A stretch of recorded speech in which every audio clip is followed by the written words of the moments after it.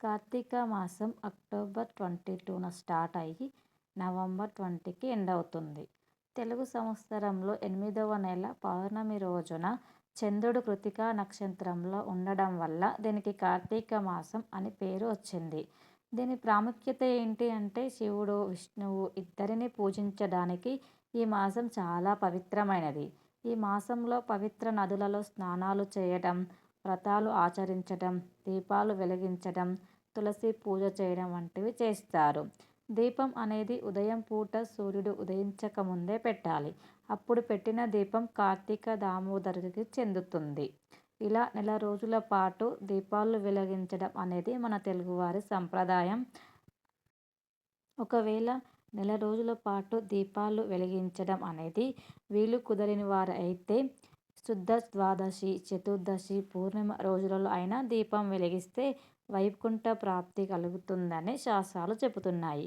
దీపం అనేది ఉసిరి ద్వారా కానీ, పిండితోటి కానీ, అదే బియ్యం పిండితో కానీ, గోధుమ పిండితో కానీ పెడతారు.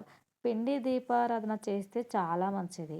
ఉసిరి దీపాన్ని కూడా పెడతారు. అసలు ఉసిరి దీపాన్ని ఎలా పెడతారంటే సాధారణంగా కార్తీక మాసంలో సోమవారం కానీ, ఏకాదశి, ద్వాదశి తిథుల్లో, కార్తీక పౌర్ణమి వంటి విశేష తిథుల్లో ఉసిరికాయ దీపాన్ని వెలిగిస్తారు. అసలు సోమవారం, ఏకాదశి, ద్వాదశులలో సూర్యోదయంతోనే తలారం స్నానం చేసి శివాలయానికి కానీ, విష్ణువాలయానికి కానీ వెళ్ళి ముందుగా మంచి ప్రదేశం చూసుకొని అక్కడ మంచిగా నీట్గా శుభ్రం చేసి బియ్యం పిండితో ముగ్గు పెట్టాలి. మనం నార్మల్గా ముగ్గుతో మాత్రం పెట్టొద్దు, బియ్యం పిండితో మాత్రమే పెట్టాలి. ముగ్గును పసుపు కుంకుమలతో పూలతో అలంకరించాలి.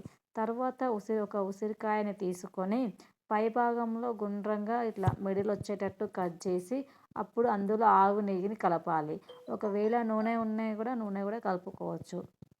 అలా నూనె పెట్టేశాక అందులో ఒత్తులు పెట్టేసి దీపం చేసుకొని కొంచెం సేపు గుడిలో కూర్చొని ఆ తర్వాత ఇంటికి వచ్చేయాలి.